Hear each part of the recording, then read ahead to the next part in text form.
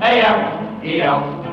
From the Davis-Monthan Air Base in Tucson, Arizona, the Abbott and Costello program, brought to you by Camel, the cigarette of costlier, properly aged tobaccos. See if your throat and your taste don't make Camel a first with you, too. Find out for yourself. Listen to the great rhythms of Freddie Rich and his orchestra, the swingy singing of Connie Haynes. And that chubby little civilian who, when he reported to the commanding officer, uttered these historic words.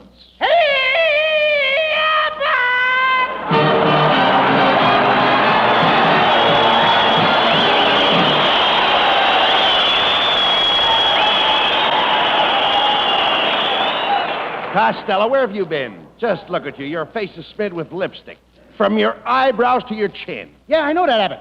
That's the last time I'll ever kiss a whack in a Jeep with the motor running. Look, I missed you on the train coming out from Hollywood. Costello, where were you? Abbott, I had a very rough trip. You did? I had to stand up all the way. Everybody had a place to sleep with me. There was even an army dog sleeping in an upper berth. A dog in an upper berth? Yeah. Why didn't you complain to the conductor? I did. I said, "Conductor, there's an army dog in the upper berth, and I can't understand it." And what did he say? He says, "I can't understand it either. He paid for a lower." I know. Never mind that. Look. So he got a drawing room. All right, never mind. Look, what is that outfit you're wearing? Oh, I'm supposed to be a cowboy, Abbott. You do? How do you like my 4-gallon hat? That, Costello, don't you mean a 10-gallon hat? Nope, 4 gallons. All I had was an A ticket. Well, if you're supposed to be a cowboy, where are your chaps? What did you say? The chaps. Where are the chaps? I don't know where the Japs are now, but brother, they ain't on Iwo Jima.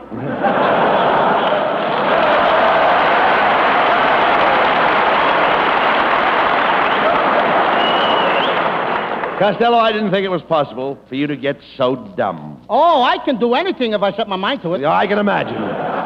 Why, this morning, I went back horse riding. Yeah, you went what? Horseback riding. Oh, how could you ride a horse? You're a tenderfoot. Tenderfoot? Brother, you got your geography all wrong. All right.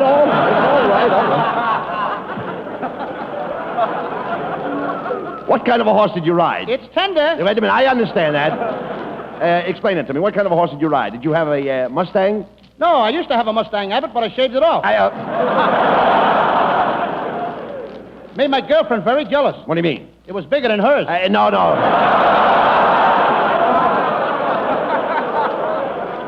Listen, you nitwit. I'm talking about a Mustang, not a mustache. You ride on a Mustang, but you can't ride on a mustache. Well, you could ride on mine. It had handlebars. Costello, I don't believe you can ride at all. Oh, yes, I can. Can you make your horse do a canter? No, but I made him do a Jolson. He got down on one knee and he sang Mammy. He did? Mammy! Yeah, all right.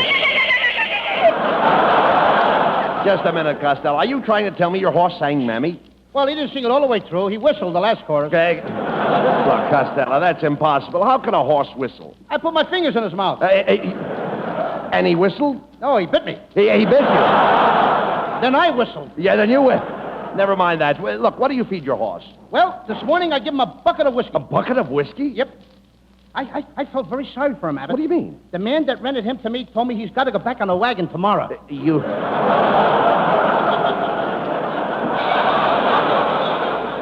Look, you idiot. The man rented you a dray horse. He is not a dray horse. He's a brown horse with white stripes. No, Costello. I'm not talking about the horse's color. He didn't have any collar. He only wears the collar when he pulls the wagon. No, well, look. If he pulls a wagon, he's a dray horse. He has to be a dray horse to pull a wagon. Now, how do you like that? This guy wants to put all the other horses out of work. All the black horses, the white horses, all the brown horses. They will have no jobs at all. Nothing but dray horses pulling the wagon. No, calm down, Costello. I'm only trying to tell you that if he pulls a wagon, he's a dray horse. A dray horse works on a dray. Abbott, this horse works overtime. He pulls the wagon in the dray time, and I ride him at night. I'm paying time and a half. Look, you dummy, when I say he's a dray horse, I don't mean he's a day horse. I mean he's a dray horse. Now, a dray horse can work in the day or at night and still be a dray horse. He can work at night on the dray. Oh, when you say he's a dray horse, you don't mean he's a dray horse. You mean he's a dray horse, and a dray horse can still be a dray horse when he works night or dray. Now, you've got it. Now I've got it. I don't even know what I'm talking about. Well, let's forget all about it. We'll see what you know about horses. What page are you on, Abbott? Number 4. So am I. I'll find out what you know about horses in just a minute. Do you prefer an eastern saddle or a western saddle? Well, I don't know where it comes from, but I like it. I drink a big glass of saddle every morning. Yeah, you dummy. What kind of saddle can you put in a glass? Saddle Apattica. Costello, you'll never be a cowboy. Why, you haven't even got a lasso. A what? I said lasso. A lasso is a rope or a coil. Oh, I got very pretty coils. My mother coils my coil every morning. Right on my forehead, I got a spit coil. No, Costello. The coil I mean is a line that hangs on the saddle. The cowboys use it to catch horses and cows. They catch horses and cows? Sure. They catch horses and horses on a line? Certainly. What do they use for bait? Costello, look, let's forget the whole thing. Now, while you're here in Arizona, why don't you take advantage of the beauties of the desert? I tried that this morning, Abbott, and one of them slapped me right in the puss. I'm not talking about girls. I mean the beauties of nature. You should go see the Grand Canyon. That Grand Canyon is a fake. What do you mean the Grand Canyon is a fake? I went out there to look at it yesterday. There's nothing there but a big hole. They must have moved to someplace else. Costello. I didn't see nothing. That hole is the canyon. And I am going to visit the Grand Canyon tomorrow. I am going right up to the edge of the canyon. You're going right up to the edge. The edge of the canyon? That's me. Abbott, be careful you don't fall off. But if you do fall, be sure and look to the left. Why? You'll never see a sight like that again, brother.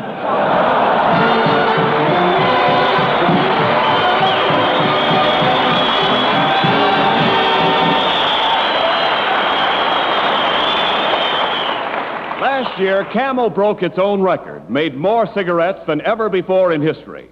Now, a new production schedule topping even 1944 is planned for this year. And still, we can't promise to meet the civilian demand. Billions and billions of Camels are going to the servicemen overseas. And the service comes first. But when you do get Camels, they are still Camels. Rich, full flavor, cool mildness. Camels will not be sold down the river. They just wouldn't be Camels if we were to use green, insufficiently cured tobaccos. War or peace, Camels are still Camels. C-A-M-E-L-S. Camels, still the cigarette of costlier tobaccos. Ask for them every time you buy cigarettes.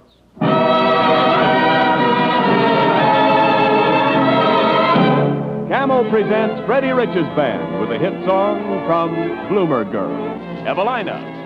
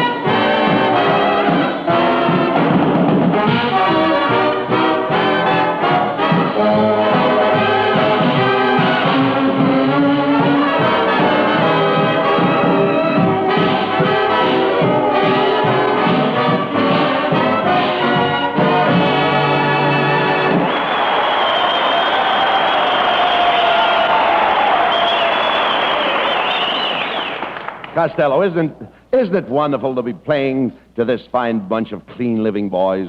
What did you say they were? They're clean living boys. Clean living boys? Yeah. Well, a guy can't get very dirty on $50 a month. Hey, look.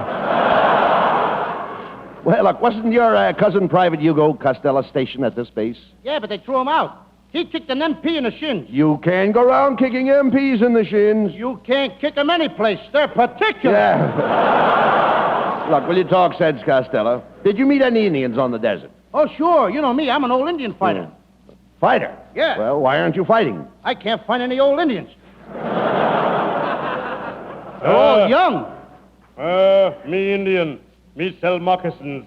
Me sitting bull. If you're a sitting bull, why are you standing up? Me on vacation. Mr. Bull, I'll take a pair of those moccasins for Costello. Good. Here. Wait a minute. These moccasins are kind of small. Ain't you got a size 10? Say, what am I, Florsheim? I'm only an Indian.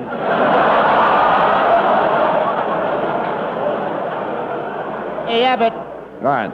you know what? My Uncle Artie Stebbins married an Indian girl, but he had to divorce her. Why? She used to walk in her sleep, and she took the blanket with her.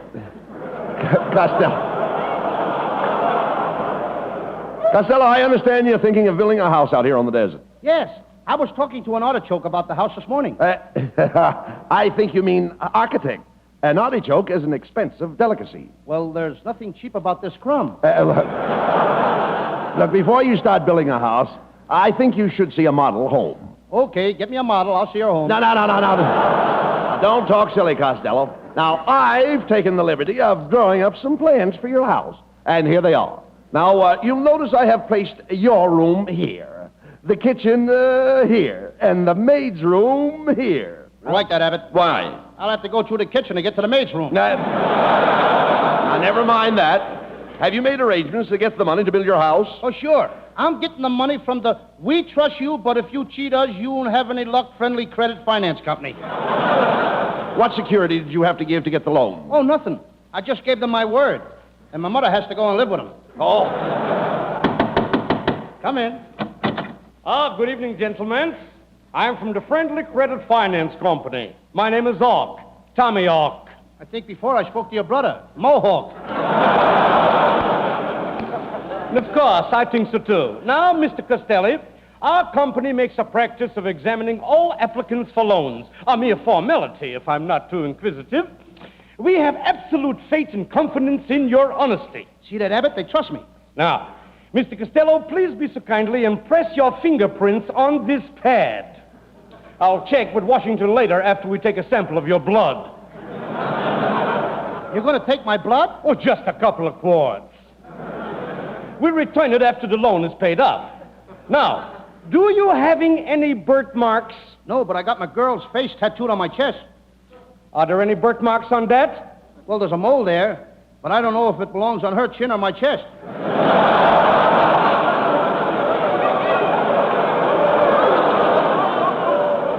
Well, this is very enlightening. Wait, will you give me that again, please? I say what you're saying to me is very enlightening.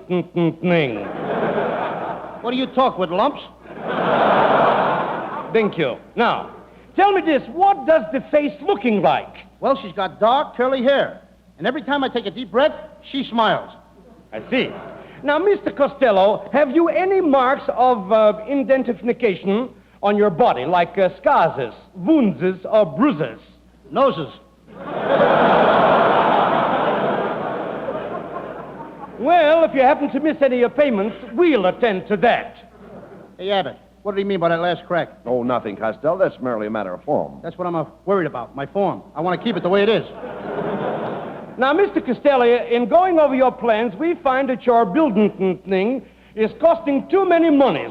We'll have to cut down. Cut down? All I want is a living room, a bedroom, a dining room, kitchen, and a maid's room and a garage.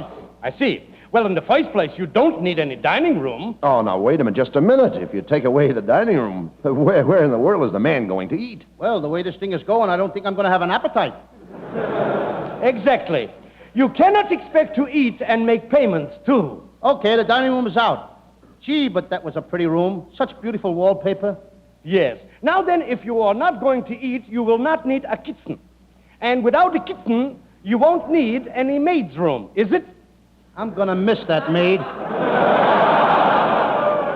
Yes, the maid. That's very refreshing. Will you cut it out with that? Now read straight. I'm sorry, that's the way I talk and hasn't. Let us get back to the house, please. Right here, that's the bedroom. Well, you can cut that out, too. I'll be so worried about the payments, I won't be able to sleep. Absolutely. Oh, say, incidental, what is this thing here? Oh, that's the living room. Well, now, what do you want with a living room? You have no bedroom, no kitchen, and no dining room. Are you calling that living? All right, so we'll cut out the living room. Now, what have I got left? Well, you've got a lovely piece of ground there, Mr. Costello. Good. I can park there and live in my car. Oh, no, I'm afraid you couldn't do that, Mr. Costello. And why not? We take your car today for the down payment. Toodaloo. Hey, Abbott, you know I really outsmarted that guy? How did you outsmart him? I gave him a $500 deposit, and I ain't going to show up with the balance.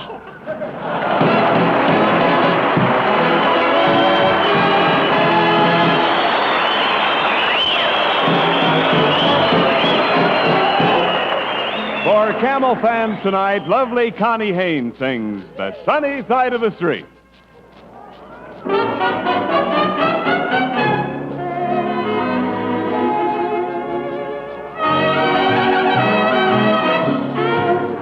Grab your coat and get your hat. Leave your worries on the doorstep.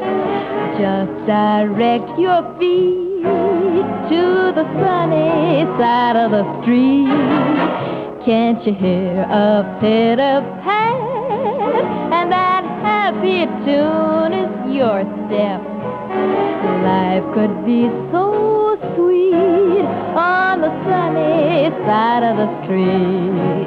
I used to walk in the shade with those blues on parade, but I'm not afraid. This rover crossed over. If I never have a cent, I'll be rich as Rockefeller. Gold dust at my feet on the sunny side of the street. I used to walk in the shade with those blues on parade, but I'm not afraid.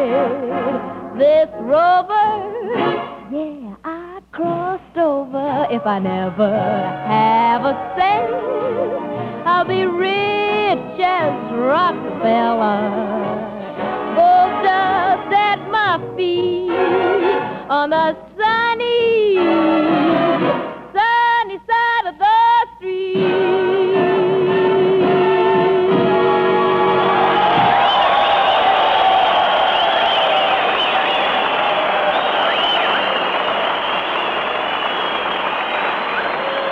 Compare used to be one of my favorite words. I'd stand up here and ask you to compare Camels with other cigarettes. The mildness, the mellowness, the rich, full flavor. Well, some of you did and some of you didn't. But a lot of people lately have been having to compare Camels with other cigarettes, whether they wanted to or not, what with this shortage. And as someone said the other day, I've been smoking Camels for years, but I've just really found out what an incomparably swell cigarette it is. I've tried a lot of brands, but it's Camels for me every time, whenever I can get them. And whenever you do get Camels, they are still getting Camels. No green, insufficiently cured tobaccos, but the costlier tobaccos, properly aged and cured, and blended in the traditional Camel way. So be sure to keep on asking for Camels every time you buy cigarettes. C-A-M-E-L-S. Camels, war or peace, Camels are still Camels.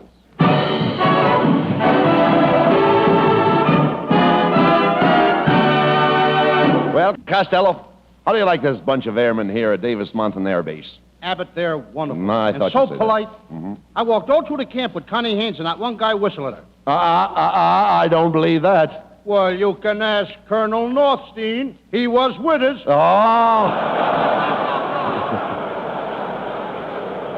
I thought so. And another thing, Abbott, these guys don't pay no attention to the 12 o'clock curfew. They break it all the time. They do? Yeah. Curfew or no curfew, they go to bed at 10 o'clock. I found that out, too, eh? Yeah. And I also found out why they called those guys buck privates. You did? Yep. I was out with 5 of them last night. There wasn't a buck between them. You're certainly learning a lot about the Army. Tell me, Do you know what the highest rank is? Yeah, private, first class. PFC is not the highest rank. Well, it's as high as you can go and still have friends. Look, talk sense, Costello. By the way, didn't your girlfriend, Ruby Poolcue, join some branch of the service? Yeah, Abbott. Ruby is a sailor. I think you mean she's away. No, Ruby's a sailor. She's on a boat. Costello, that's impossible. They don't allow women on those boats. Suppose somebody should find out. Who's going to tell? Costello, you're a dope. I'm a dope. Yes. Hey, Abbott, why don't your wife go in the Army? What would my wife do in the Army? She could teach the commandos to fight dirty. Never mind that. Who was that girl I saw you with in Phoenix yesterday? That was Tessie Tinfoil, telephone operator at the hotel. I had a date with her. Tessie Tinfoil? Yep. That dizzy blonde? She isn't all there. There's enough of her there to have a date with. Where did you take her? Where did I take her? I took her over here to the Davis Mountain Air Base. And 2 rear gunners took a shot at Tessie. How did that happen? Well, she's got so many circles under her eyes, they thought she was a target. Pardon me, sir. May I use your microphone to send a message? Go right ahead, Lieutenant. Go ahead. Calling Mrs. Wilbur Fuzz. Mrs. Fuzz, your husband, Private Fuzz, spent a very restful night. He slept like a baby. That is all. Hey, who is Private Fuzz? He's our ninth sentry.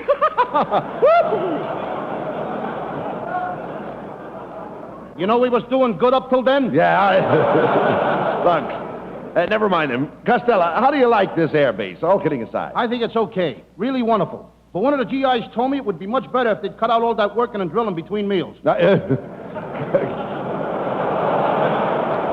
Costello, suppose they should accept you in this outfit. Which front would you like to do your fighting on? Florida. But there's no fighting in Florida. You're telling me. It wouldn't hurt you to go into training. You'd lose a lot of weight on your basic. I'll bet my stomach would get thinner, too. I know one thing, Abbott. I'd like the Air Force. You would? I can just close my eyes, and I could picture my first day in camp.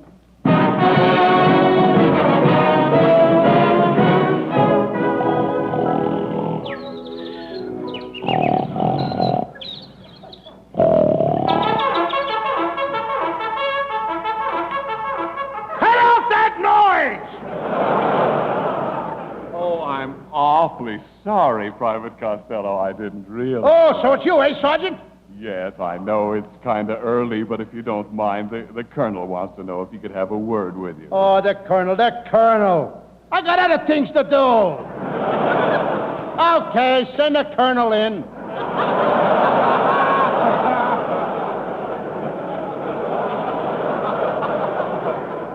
Private Costello. At ease, Colonel.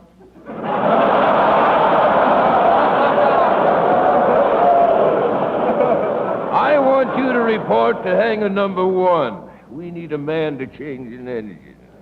Hey, you giving orders to me? Yes. Who are you? Of course. Don't forget, I'm a colonel. How much money do you make? $500 a month. Well, look, kid, you got a good job. Now don't louse it up.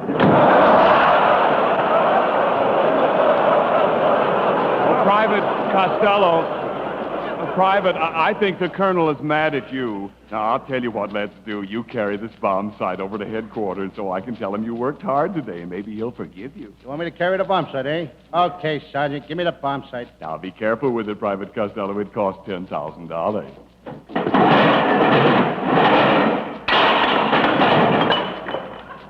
Whoops, I dropped it. Oh, Butterfingers! Watch your language, Sergeant. I don't like it now. There may be an NP in the joint. Oh, now, Private, shame on you. I Quiet, mean it. quiet! I'm surprised at you. Shut up! Shut up! Talk to me in a civilian tongue.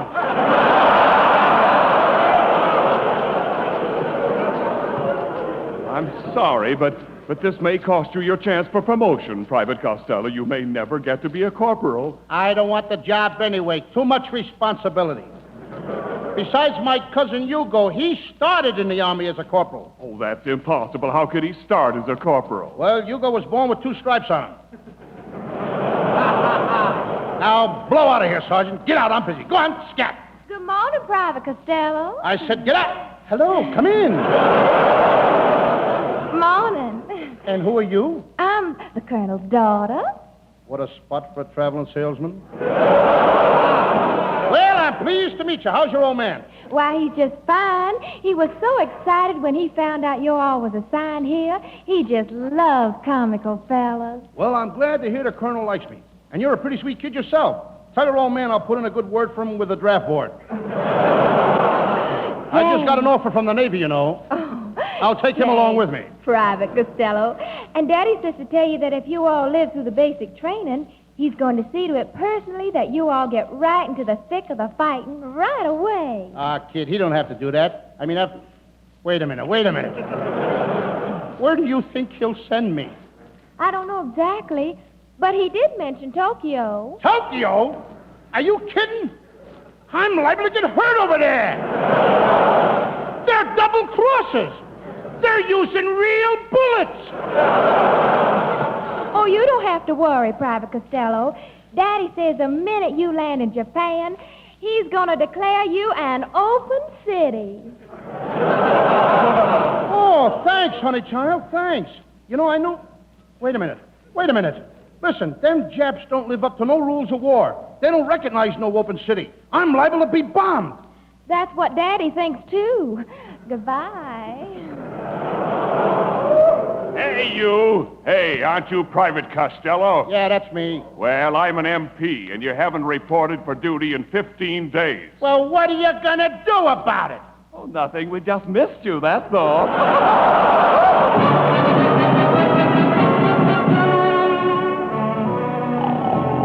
All right, come on. Come on, Costello. Wake up. What's the matter, Abbott? Costello, come here. What? Your blood test just came back. You've been turned down again. By the Air Force? No, by the Red Cross. They sent your blood back with this note. Here, go ahead and read it. Okay. Dear Mr. Costello, we are returning your blood. We need plasma, not asthma. Get me out of here!